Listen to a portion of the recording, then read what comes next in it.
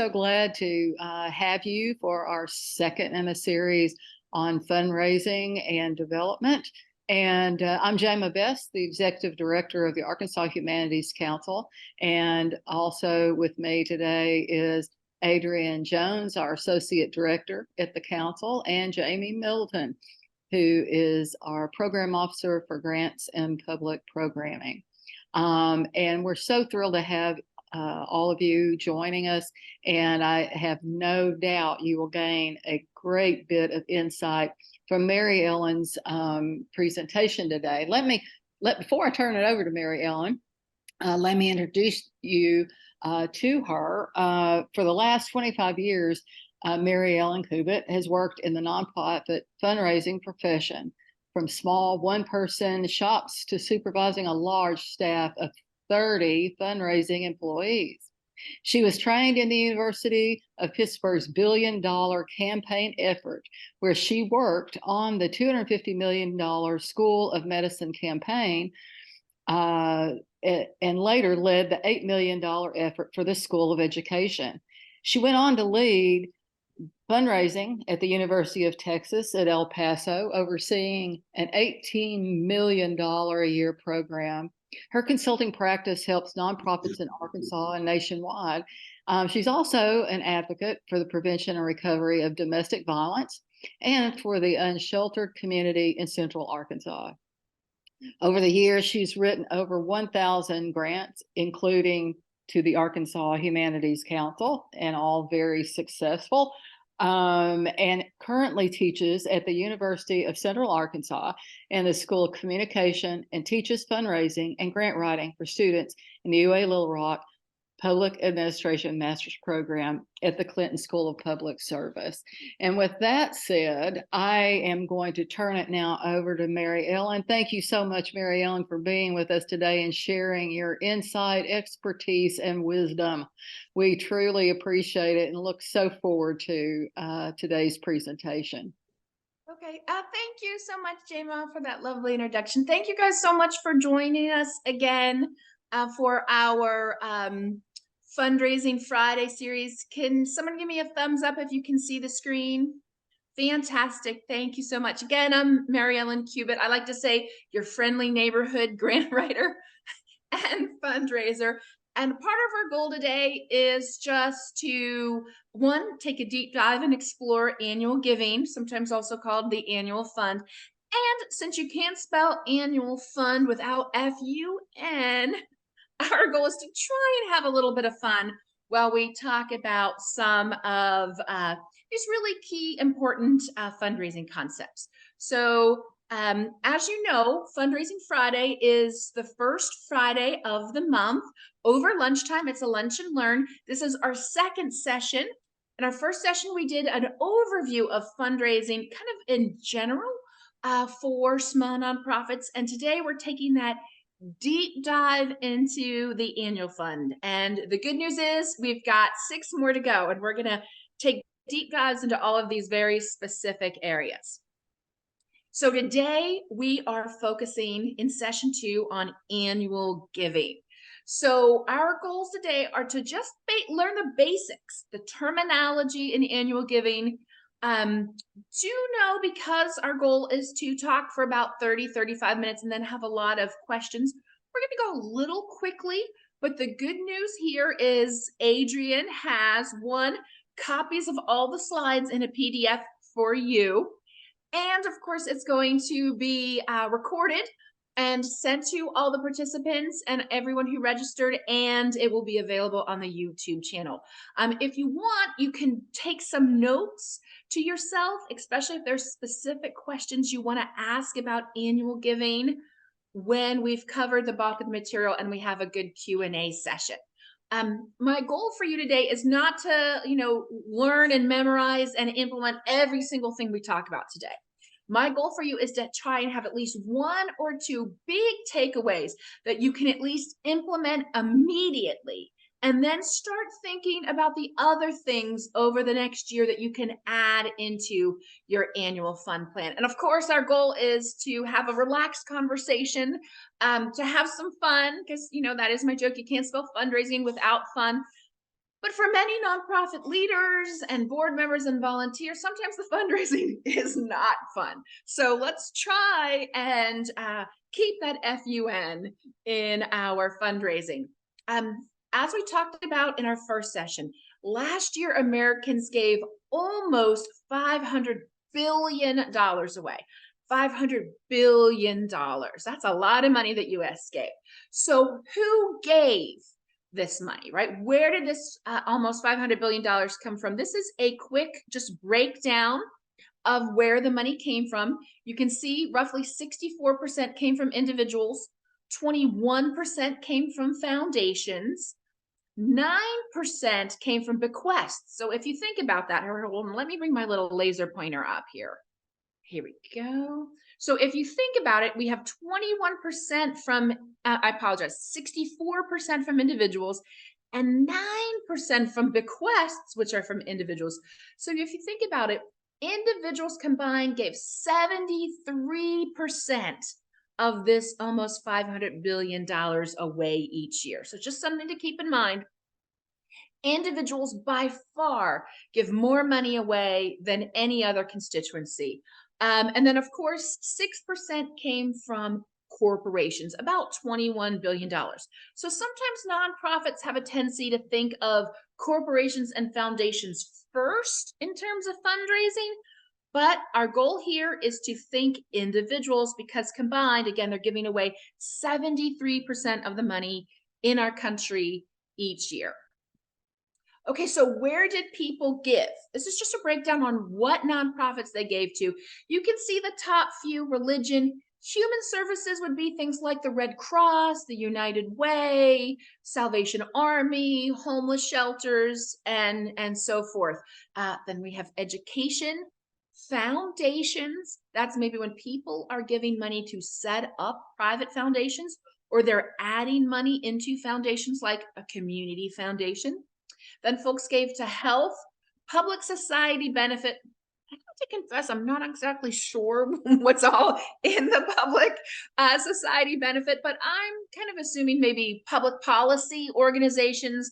I'm thinking here maybe of like the Arkansas Advocates for Children kind of nonprofit. Maybe that's what they consider public society benefits. International affairs. But here's the tough one. Everyone take a deep breath. This is most of us: arts, culture, and humanities, 5%, right? So what that tells me, though, is that we have to maybe work a little bit harder. And no, I don't want to say, let's say be maybe a little more assertive in connecting up with the individuals who are our stakeholders, our community members, and our donors, right? So let's think about that. It is a little bit of a challenge for us. Now, the truth about fundraising is there are a finite number of donors, but there are a lot of nonprofits. Look, nationwide, we have 1.8 million nonprofits registered with the IRS. And then here's the key for Arkansas: over 12,000 nonprofits last year were registered in Arkansas. So what we have to do, we have to become more and more skilled at connecting with and building relationships with our stakeholders, our community, and our donors. Okay, so my very first boss, which I started off in the annual fund, if I can say, that's kind of a little annual fund, always has a little special place in my heart because my very first job was in the annual fund. I worked for a woman named Trisha Rangis. And on my third day of work, she said, "Do you have any questions?" And I said, "Yes. Why do people give?" And she gave me an answer that has stayed with me for over 25 years. She said, people give because they have it in their hearts, right? They love your organization. They love your mission. They love what they do. They have it in their pocketbook, right? Here's our pocketbook. They have resources to give. And here's the big takeaway: because they are asked. That framed everything for me in my third day of fundraising. So let's always remember why donors give. They have it in their hearts, they have it in their pocketbook, and they're asked. You need all three of these things to get a gift on any level, right? And the larger the gift, the more they have to have in their hearts, and the more they have to have their resources in the pocketbook, right? So we always want to keep that in mind. And We want to keep remembering we always have to ask. We have to ask. Okay, so to take a deep dive into annual giving, let's think of annual giving as this donate now button. Donate now, bing. Every contact is an ask. That's something to think about with annual giving. Every time we're reaching out with annual giving, we are reaching out for a donation. So what is an annual gift? I'm going to say, this is my definition. It is a gift given and asked for at least every year, annual, right? Another key for nonprofits, for us on the nonprofit side, we typically use the money the year we get the gift. They're usually cash gifts, but sometimes we can get in-kind gifts of goods and services, right? We could have a law firm donate some legal advice for us. We might have a title company donate some title services for us. I've actually negotiated that. I got title companies to donate some title work. So anything is possible. Annual gifts are typically, this is the key for small nonprofits. Annual gifts are typically unrestricted. I'm going to repeat that. Annual gifts are typically unrestricted. This is a way we can get unrestricted resources for our nonprofit. And in terms of the big scope of fundraising, annual giving, annual gifts are considered the foundation for other giving programs that we might, as our nonprofit goes, add in. So why do we have annual giving? What are the purposes? One, we have to acquire donors for that unrestricted support. But some additional reasons for you to think about is, of course, we want to build donor loyalty. We want to also, through the annual giving, possibly identify and involve leaders. And annual giving should always, always, always serve as education about our mission, right? So some things to keep in mind here. So some annual giving types we're going to talk about today. We're going to talk about print or electronic delivery of annual fund asks. We're going to talk about special events. We're not going to talk about phone-a-thons, telemarketing, and digital engagement centers too much anymore. This was really big in the 80s and 90s, and really maybe the first decade of the millennium. It's starting to fade. It started to fade about 2015 through about 2018, 19, where calling people to ask for a gift became harder and harder. One, because many people got rid of their landlines and moved to cell phones. And two, now with the robocall industry, people get so many calls. You're bombarded by phone calls. If you don't recognize the number in your contact list, you don't answer it. So phone-a-thons and telemarketing has changed. So we're not going to focus on that too much, but if you in the Q&A want to talk about at what point do phoning help, we can talk a little bit about that. We're going to spend a little bit more time talking about web, social media, and crowdfunding today, because that has really replaced the phone-a-thon or telemarketing. And we're going to spend a little time, since some of us are from museums and organizations that do membership, we're going to talk about some membership programs. Okay, so some other types of annual fund giving is employee or family campaigns. Sometimes these are called internal giving or family giving. That's when the annual fund asks the nonprofit staff, the nonprofit employees, to also join in and give. Now, some employees say, when I'm working here, that's my gift, right? So we could talk a little bit more about that if you want to. But in general, having 80 to even 100% of all your employees make a gift at any level really can boost the confidence of your donor constituency. So just something to think about. When you can say 100% of our employees give too, that really shows faith and dedication to the mission your nonprofit is working on. And it does inspire and encourage gifts from the community and your stakeholders. This is really for hospitals, so it doesn't really apply to humanities nonprofits too much. But there's something called Grateful Patient Campaigns for the health sciences, where they ask their patients that they have treated for a gift after the treatment. Of course, we have our annual board giving. Boom, boom, boom, right? We're going to talk about that in our 8th and final session about how to develop a strong fundraising focused board. And then one other aspect of annual giving could be considered leadership or giving societies. That's when it's a larger gift and we name the society and give people, in a sense, membership into that society. Usually it starts at like $1,000 of an annual gift, right? And that would be considered a leadership giving society. Okay, so print or digital fundraising delivery through annual fund is sometimes called an appeal, right? So you might hear that terminology, annual appeals. And this is a definition from Blackbaud. I'm not endorsing any products throughout this. I just like their definition. So we are using it. And these appeals are direct communication pieces to your prospects or your constituents via print or electronic media. They typically contain powerful content. They create exposure for your organization by educating and by being mission-centered. And then these solicitations generate, again, that awareness of your mission.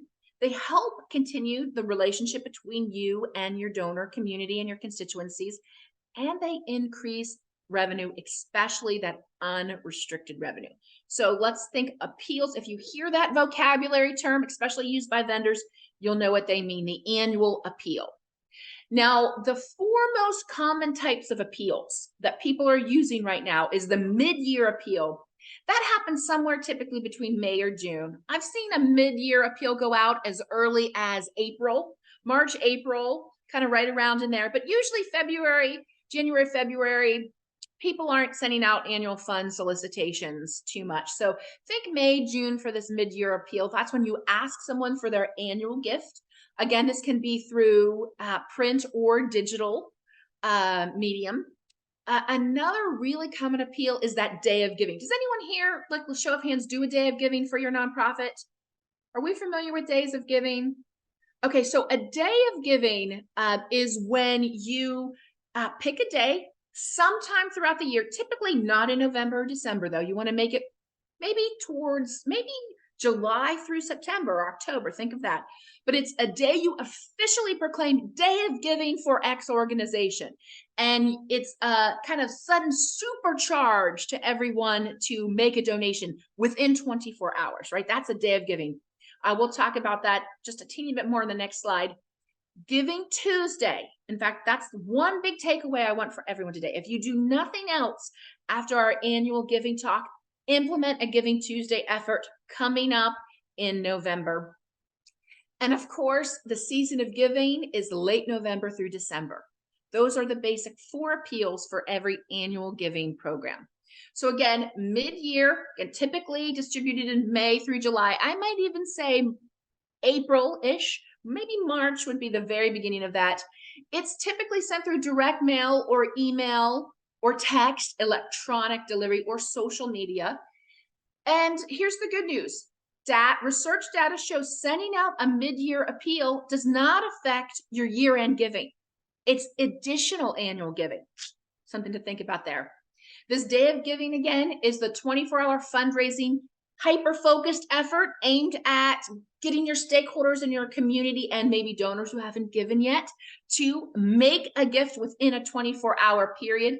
Sometimes they're for specific causes. Sometimes it's just, for example, I'm thinking of the UCA Day of Giving that we had in, I would say it was in mid-September, right? They had a Day of Giving for UCA. It was a concerted effort through mail, and then all electronic, email, web, social media, that day of giving, trying to supercharge everyone to give within 24 hours. Again, Giving Tuesday, the global day of giving is almost all digitally driven.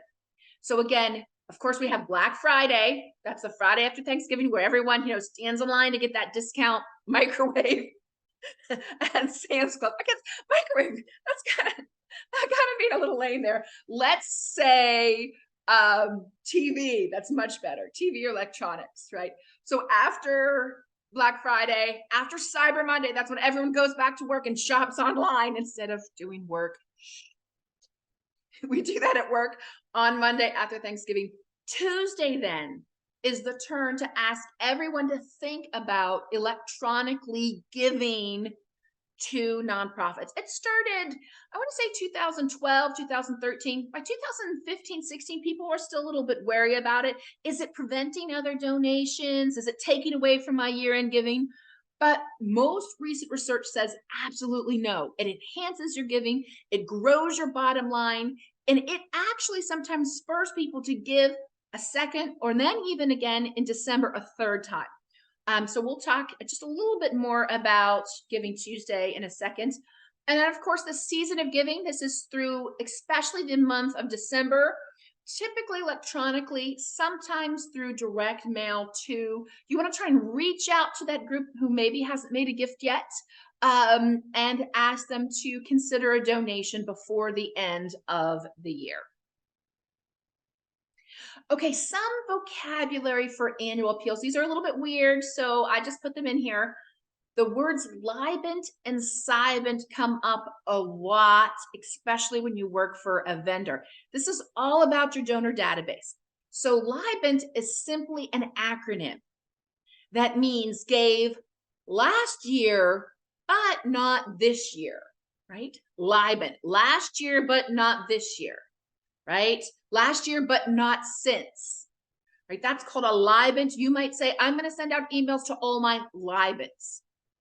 A cybent is very similar, but it's an acronym for someone who maybe hasn't given in the last 2 or 3 years, sometimes as much as 5.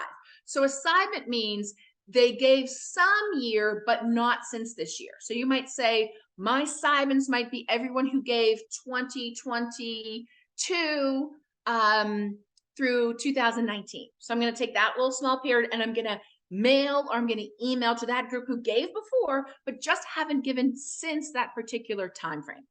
You use these a lot, especially if you work with vendors, but this is also about your data, your database, how you're pooling data, how you're deciding to whom you will send that direct mail piece or to whom you'll send that digital solicitation. Now, surprisingly, direct mail is still pretty good, especially for us over 50 crowd. We still like to give through the mail. And here's my funny, how else would we get those wonderful mail return labels? I have to think that's probably how I get all my mail return labels is through annual giving solicitations. So we still do a lot of that. The latest thought is we've got this basic breakdown, right? We have our greeting in the letter. We have our mission. You always want to keep your mission front and centered in your annual fund pieces. You maybe have your current project or something currently you're doing that year that might grab your donor's attention, encourage them to make that donation. You always want a fundraising goal, right? You always want to say, we're trying to raise a certain amount or to do a certain project in your letter.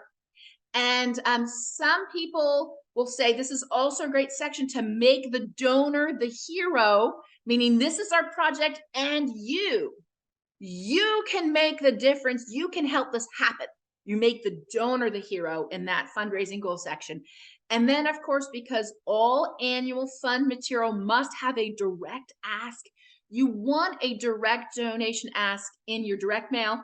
And of course, this applies for web mail and social media mail. You want to directly ask people to give.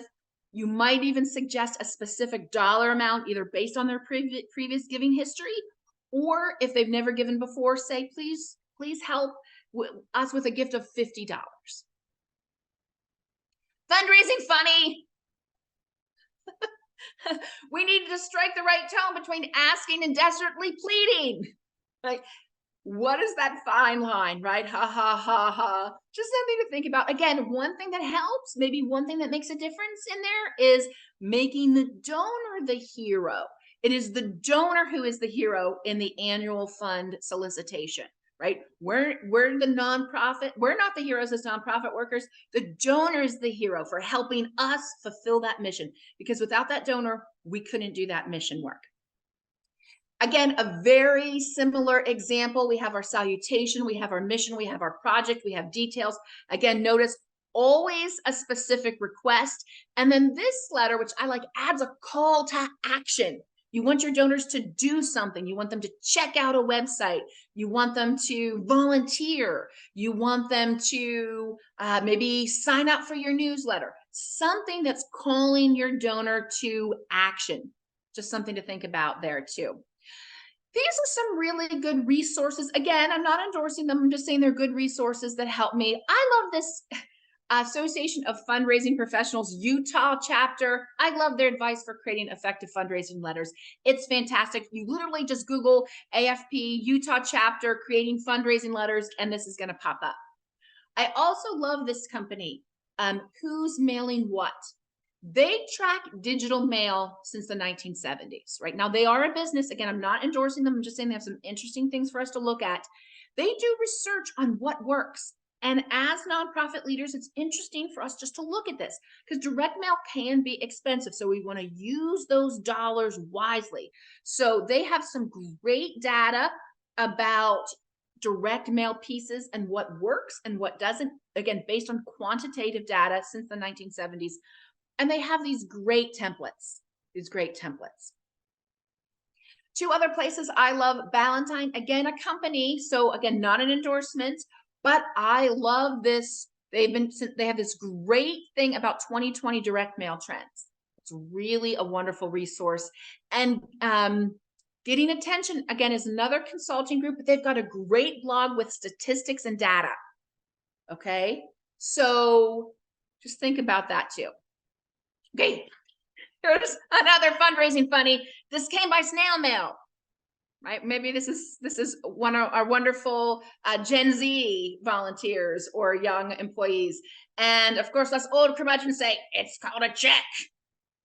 It represents money because some kids today don't know what checks are, right? So this is also a funny about talking about the beginning shifting of ways of thinking about annual giving, right? Checks are becoming more rare and rare. Mostly people over 50 give checks. A lot of other people now all give through other digital or electronic means. Okay, so let's talk quickly about web and electronic-based giving. Of course, every nonprofit needs a website that has an option for online giving. This is a must. Must. Your website must have a page helping people make a donation directly to your organization. We can also use texting. This is replacing that phone-a-thon. We don't really phone anymore, but now we can text. We can collect cell numbers, right, for newsletters and solicitations. So people can sign up for your newsletter and you text them your newsletter, right? Maybe you're using MailChimp or one of those other newsletter, right, free resources. And then we can send them reminders for things like Giving Tuesday or solicitations. It's Giving Tuesday. Don't forget to give. Here's the link. Text, right? People are more receptive to texts now than they are phone calls. Again, an email is a must-have to stay in touch with our donors. So we want to, if we can, collect email addresses. And of course, email solicitations are still very big, especially for like the Clinton School of Public Service and even the Clinton Museum. They do and most universities, a lot of nonprofits still do email solicitations now. One, because it doesn't cost us anything to do. Right? So think of that. It doesn't cost you anything to send out a text, doesn't cost you anything to send out an email. You might use a service for that, but in general, you're not having the high overhead that you might have with good old-fashioned direct mail or snail mail.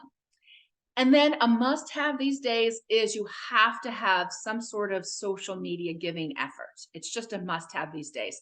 Now, the social media you choose, you want to think about who are my donors. Are my donors more likely to use YouTube, TikTok, Instagram? Are we threaders? Are we still on X? Are we still on Facebook? You want to think about which social media platforms you have, and then which ones will be the most likely to connect with your donors. So you don't need all of them.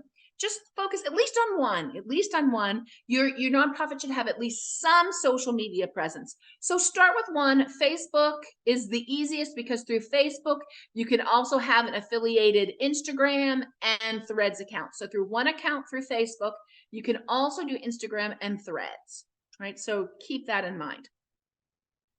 Okay, something new in the last year and a half to 2 years, I've noticed QR codes are all the rage. You want to put a QR code on everything. So a QR, I don't have my phone. Hey, JB, could you grab my phone for me real quick? Basically, a QR code is that weird square with all those weird little squiggly things in it.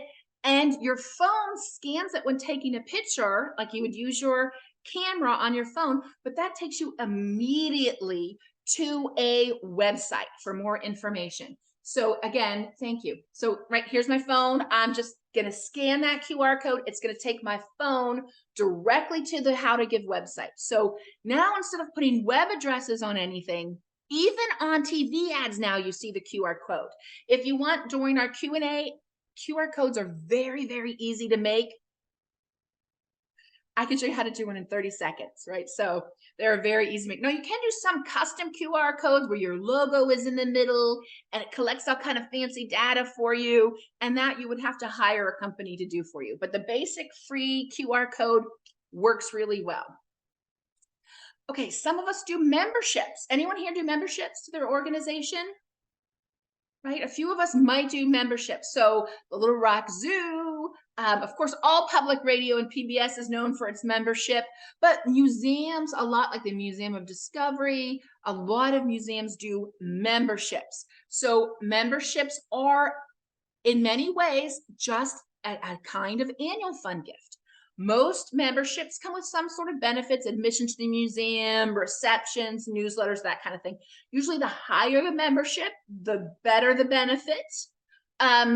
Large annual fund memberships might cross over with marketing or sponsorship dollars with corporations. Maybe you get Arvis to be a corporate member that year at $2,500. But the key is most membership money is unrestricted and used that year. That's why most memberships I still classify as annual giving, because we ask every year and we typically use that money's unrestricted and it's used that year. My one tip for membership is always add an additional gift line. The membership costs $50. Then after that, say, yes, I'd like to add an additional gift to support XXX, right? You don't know what people are going to fill out. If they don't want to fill it out, no harm, no harm done. But it's there because some people might be, yeah, I'll give a little bit of extra. So just something to think through. Add that additional gift line to your membership form, whether it's online or via mail or even social media. Now, crowdsourcing. Ooh, crowdsourcing, that's a lot of buzz sometimes. That's the GoFundMe, that's the Kickstarter. Some of us have heard of that stuff. These are usually annual fund campaigns for a specific effort, for a specific project, right?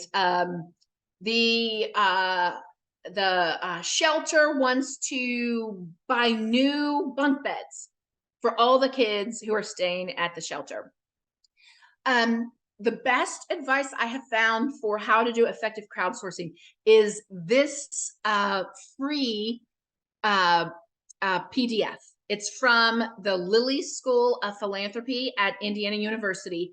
And they've done a lot of data to look at who gives through crowdfunding to what and why.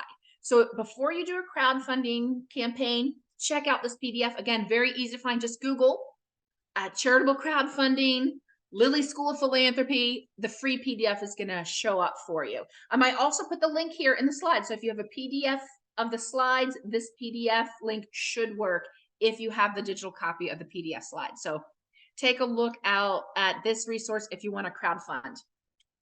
Now I want to spend a minute talking about Giving Tuesday. Everybody write down Giving Tuesday. This is our big takeaway for the day. Giving Tuesday. It is in just 24 days. Just enough time to get your organization ready for Giving Tuesday. Giving Tuesday, again, it's Black Friday, Cyber Monday, and then on Tuesday, we ask everyone worldwide to turn their attention to making philanthropic donations, right? We've did all of the commercial, we've purchased all of our goods, ideally all the sales stuff, and now we want to turn attention to using our dollars to make a difference. So we ask people on Giving Tuesday to make a gift to our nonprofit, right? It's coming up. Again, here's the link for Giving Tuesday. It's right down here. They have everything from memes to these are their tools and resources for nonprofits. They have logos and graphics you can use. They have social media templates you can use. I love this nonprofit toolkit. Again, this is all free. This is on the Giving Tuesday website. They talk about how you can get ready. They talk about how you can rally young people even to support your cause, how to rally social media influencers. Maybe one of your donors has 20,000 Instagram followers. You get them to send it out, right? That's a momentum synergy growing moment. So just a wonderful things to think about. I have given to Adrienne a PDF of this handout. It's fantastic. It is the Getting Ready for Giving Tuesday workbook. Again, I didn't create this. Giving Tuesday itself is creating this. This is their guide to help all nonprofits be prepared for Giving Tuesday. And Adrienne has this in a PDF to give to everyone. She can link it in the YouTube video and she can email it out to everyone. Again, Giving Tuesday is a must these days. We have found Giving Tuesday can sometimes be the largest individual day of giving for a nonprofit, and it does not interfere with your overall giving. It enhances it. It enhances it. It's also a great opportunity through social media to reach out to new potential donors. Now, a little bit of pragmatics, not a fun slide, so we won't spend a lot of time here. This is the pragmatics of annual giving. Every annual gift, every gift to your organization needs a receipt, right? So what do you need to put on this day? The receipt, here's just some quick things. You need the date of the receipt, the day you're processing that gift, the donor's name and address, the gift date, that's the day you receive the gift, not the day that you're writing the receipt, but you need a gift date. Some people will use the postmark or the email timestamp or the social media timestamp of a gift if you have that. But so there's a difference between the date you're receiving and the date the gift was received. The gift date is used by the IRS to determine when a gift was made for tax deduction purposes if your donor is using that. If it's allocated to a certain fund, you want to put that. You must have your nonprofit tax ID number. You should put a contact person there just in case your donor has a question. And you need the statement of goods and services for the IRS, right? Explaining that no goods or services were exchanged for this gift, or if there was goods and services exchanged for the gift, how much it was. And we'll come back to that in a minute. These are some of my favorite textbooks if you want to learn more about annual giving. I think these are all worth the investment. All worth the investment. Some of them are classics, some of them are more recent, but they are definitely all worth a good read to help you enhance your annual giving program. And I want to talk a minute about special events, right? We just have to think about special events. So here's our special events funny. When you host an event, know what you're aiming at, right? Here we have our socialite. Look, she's all dressed up in her fancy black tie gear with her martini and her diamond bracelet. But what is our event doing? Is our event doing publicity? Is it doing cultivation? Are we attracting volunteers? Are we friend-raising and not really fundraising? Are we aiming for big bucks? What is our goal here? So we always want to think about that when we plan our events. Events can attract new donors. Events, of course, solicit donations. And events, here's the key, they help us further embrace and appreciate existing donors and volunteers. This is from research that was done in 2016 in terms of the benefits of special events. But we do want to think some things through, right? Events can also be used to raise awareness of the need. You want to keep your event mission-centered, right? Here, these people are having a lot of fun in this color run for charity, but we want to keep the mission forefront in these donors' minds. Just some data, as of 2015, 82% of nonprofits had at least one event. 82% of nonprofits put on at least one event a year. But here's my caution for you. You must watch expenses in terms of cost per dollar raised. The absolute highest you want to be is 50 cents per dollar raised. So if you're raising $50,000, you don't want to spend more than 25. And some people will think that's a shocker. But some local events here, I won't tell you which one, sometimes they operate at 75 to even 78 cents per dollar raised. Especially, here's the kicker, when you allocate the cost of staff time to your event. Right? Oh, we only spent $12,000, but you had 2 full-time employees working on it 6 months out of the year. That's no longer just $12,000 on what that is actually costing you. So as nonprofit leaders, think of not just actual expenses, the signage, the stanchions, the everything else that you can't get donated, maybe the plates and cups, but also staff time. You want to calculate that in the cost of that event. And again, you want to stick to 50 cents per dollar raised if you can. Again, of course, these are some wonderful events. I just have little examples up here, some really successful events here in Central Arkansas. But you want to have an event chair and a committee. You want a very specific timeline. You want a budget and goals. You need goals. You want to think of your income sources, your ticket sales, your sponsorships, your revenue enhancers. That's all the bells and whistles you do at the event to raise additional money, the silent auction, all that good stuff, the games, the fund the mission effort. You do want to think of a theme or decorations, and then you want to think of quid pro quo receipting. This is just an example of sponsorship levels. We can name them all kind of things, but we have event, team, gold, platinum, diamond, right? Usually the top one is your presenting sponsor, and it depends on your organization size. Whether maybe your top sponsor level is $5,000 because you're a smaller organization, right? Maybe the Heart Hospital, if they're raising money, their top sponsor is $25,000 because they're a larger organization. So just something to keep in mind there. Ideally, though, when you ask people for sponsors, you want to know who your sponsors are. Ideally, you want a relationship with them in some way. You want to start early. Some nonprofits ask actually almost 10 months to a year before the charity event. So if your event is going to be in May, you might be asking in August of the previous year for that sponsorship. So keep that in mind. The organizations that have really large, very successful events here in Arkansas typically ask 10 months ahead, just to keep in mind. You want to think about what other events they sponsor. Like, so if you're noticing someone is sponsoring only health events, maybe they're not our match for our humanities nonprofit. We want to see what the people are giving to you. We want to try and talk to them. And of course, you can always look at these resources too, to possibly find corporate sponsors. Just some things to think about. Okay, so some revenue enhancers. We want to, during our event, we want to maybe do a silent auction. Maybe we have a live auction for our big ticket items where we get someone to get up there and be an auctioneer. We might want to have games or contests. We might want to have a creative raffle or fund the mission, right? Everyone $10 to fund the mission, depending on the event, right? Just something to think about. These are those revenue enhancers held during an event. And then we get to the quid pro quo. So what is quid pro quo? This is the IRS website and the IRS definition of that. Quid pro quo is when we must tell the donor on the donor receipt how much fair market value the goods and services that were provided. So maybe we didn't pay anything for the food.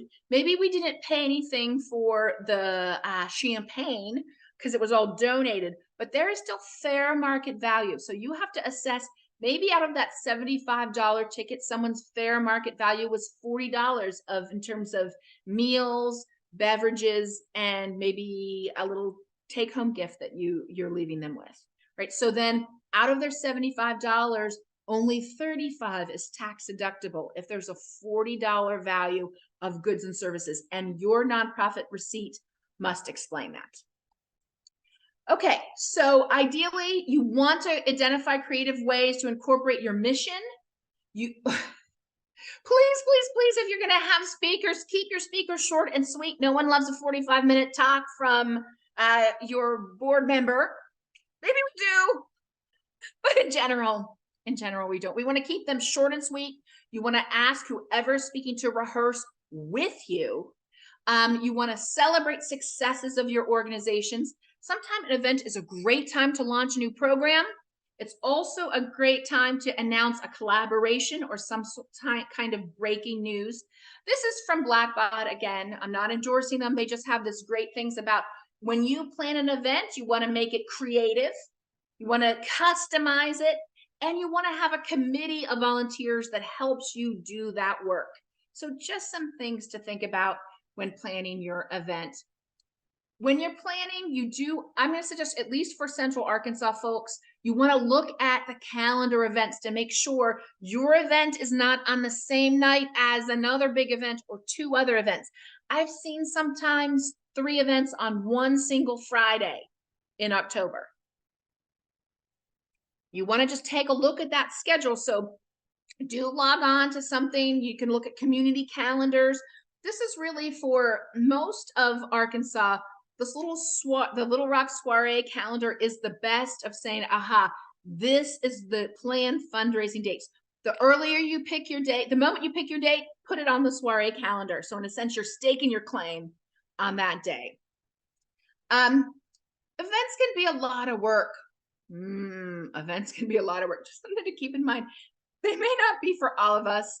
We talked a little bit about it. You might be better off having a small wine and cheese reception at a board member's house and invite potential leadership annual fund donors to that event. So let's transition into a leadership giving society for the annual fund. That depends on your constituency, but it is your annual fund lead gifts. Typically it starts at $1,000, 5, maybe 10. People like Children's Hospital, probably a $10,000 annual gift is a leadership gift. But for many of us, maybe ours is $1,000. So we have a club, and we might call them the President's Circle. We might call them, I don't know, the Platinum Giving. We might call them our Angels. We name that group, and they get usually a special solicitation, sometimes a visit one-on-one for $1,000. It might not hurt to go buy someone some coffee for that annual fund $1,000 gift. So keep that leadership giving circle in mind for those $1,000 plus donations. Because what these leadership donor societies do, they help us stay in contact with important donors, right? Because there is a gap, and we'll talk about this next time we talk about major gifts. There's a gap between annual fund giving and then major giving. There's a gap here. So sometimes leadership annual fund efforts fill in that middle ground, right? That $1,000 a year donor is between your $100 donor and then your maybe $5,000 major gift starting point, right? It also builds this pipeline of major gift donors. We're building our pipeline of potential major gift donors with our annual fund leadership society. And it's also something, if you have staff, it's also a great thing for staff to do to take on some additional challenges. Typically annual fund, again, it's through mail, it's through email, but leadership annual giving is typically done face-to-face, maybe at a coffee, maybe at a wine and cheese event, maybe at a lunch where you are asking someone to join your leadership annual giving society for that $1,000. So it can be a great moment for staff to start directly engaging and asking for a little bit large of a gift. Okay, we are almost done here, right? But we want to talk about how annual gifts can transform into possible major gifts. Again, they expand giving options. Leadership annual fund giving helps us cultivate our donors, helps us get to know them, especially if we're beginning to visit them one-on-one. If you have $1,000 donor and you haven't talked to them once yet this year, at least give them a call. Right? At least find out how they're doing. Stay in touch with that leadership annual giving donors, because those leadership annual giving donors become our major gift donors. And many of us have seen this. It's called the pyramid of giving, right? Where we have annual giving donors, we have repeat annual giving donors, the leadership giving annual donations, then those can lead into major gifts. They can lead into capital campaign gifts. And then the ultimate gift, which we will spend, I think, session number 6 on, planned giving. That's when your donor gives you a gift through their estate. So we will get there, but we are moving our way up in the pyramid through our sessions. Okay. So, right, here's just some other quick annual giving tips to think about. right? Corporate matching gifts. Aha, what is a corporate matching gift? This is when a corporation like Arvest says, we will match all gifts that our employees make up to $250. So as a nonprofit, you want to think about that. Does someone work for a company that will match their donation? Now, again, I'm not endorsing it. This can be a little pricey, but this is a company that helps nonprofits create that matching gift program, because sometimes it's a little hard for us to keep track of who works for Arvest, right? And so forth. So this is an outsourcing company that does that, but the plans start about $1,000 a year. So do think about that. But they, in general, if you want to just learn about what are corporate matching gifts, they are a great resource. Again, I'm not endorsing this company. I've never worked with them. I'm just letting you know that things like that out there exist. Another thing, of course, you want to make sure your Candid profile and your Charity Navigator profile are updated on these two websites, on Candid and on Charity Navigator, right? Every nonprofit is rated. You want to keep that in mind. Okay, and just a quick few things before we wrap up. Don't forget about your local United Way campaign efforts. Sometime, you know, they're fundraising. You might as well be on their list of people that they will fundraise for. So keep that United Way campaign in mind. You also want to keep things in mind for goods like the Amazon wish list, where a nonprofit can create a wish list for goods, things that people can buy on Amazon and mail you directly. Walmart now has a competitor to the Amazon nonprofit wish list. It's called Spark Good. So you can look into that. Just Google Walmart Spark Good. And anytime someone makes a purchase on Walmart.com, they can round up, or they can send you goods off of your Walmart wish list. Just something to keep in mind there. Here's my Gen Z, haha, funny. Damn it. I think I just donated to a charity. Ha ha ha, right? We're pocket dialing, but we're donating because we get all those solicitations through texts and social media now. So keep that in mind, right? Just a little funny there. And again, people give because they have it in their hearts, they have it in their pocketbooks, and because they are, that's right, they are asked. They are asked. Again, we went through a lot today. There's a PDF of these slides. My overall big takeaway, stay mission-centered in all your annual giving communications. Keep trying to make it fun if you can. People give to success. So keep your messages positive, and don't forget to join us next time for when we talk about how to take our annual leadership giving donors and turn them into major gifts for your nonprofit. So I am going to stop sharing, and I'm going to turn everything over to you, Adrienne.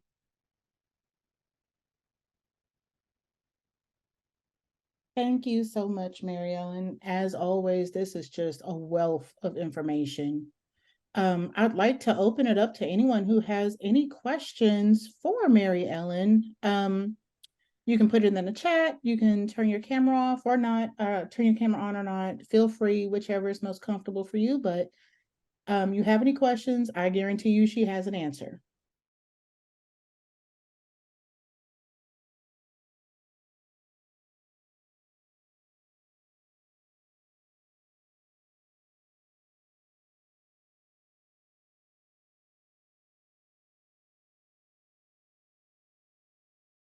The key thing to remember about annual giving is we want to stay mission centered in all of our contacts. And again, annual giving is typically an ask whenever we're contacting someone. That's what makes it annual giving. And for some organizations, you know, unrestricted dollars are the hardest, as we all know, for small nonprofits. Unrestricted dollars, like, my goodness, you just need $300 to buy a new printer, right? And you need that unrestricted money to do things like that. And a strong annual giving program gives you those unrestricted dollars.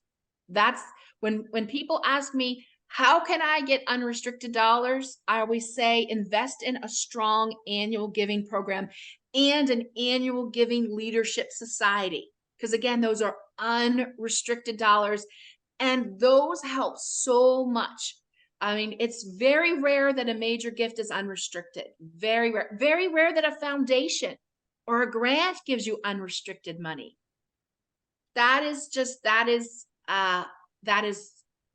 not typical. So from my years of experience, the best way to get unrestricted funds is a healthy annual giving program and a healthy annual giving leadership society effort. Well, if there are no further questions, Mary Ellen has put her email address in the chat. Feel Got free it. to contact her directly. And if there's anything that we can do at the Arkansas Humanities Council, don't hesitate to contact us. You guys know we're always here, always happy to assist. You are, yes. Well, thank you, Janice. Well, Mhm. Mary Ellen, thank you. What another fantastic program. Oh my gosh. So thank you so much. We really appreciate your insight and wisdom, and we look forward to seeing you again. And thank you all for joining us today, and have a wonderful weekend, and we'll see you next time. Bye-bye. Thank you. Bye, Thank you all. everybody.